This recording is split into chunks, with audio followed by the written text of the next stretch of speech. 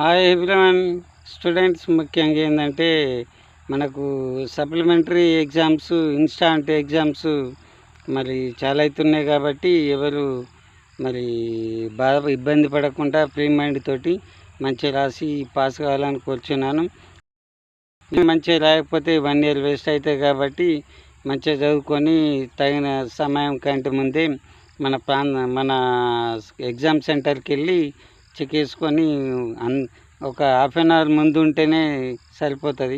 ఎందుకంటే మన జీవితకాలం అంతా ఈ అనవసరమైన విషయాలకు ఎన్నో గంటలు వేస్ట్ చేస్తున్నాం కాబట్టి మనకు జీవితానికి సంబంధించింది కాబట్టి మనం ఎగ్జామ్ సెంటర్కు తొందరగా ప్రతి ఒక్కరిని మరి విజ్ఞప్తి చేస్తున్నాను.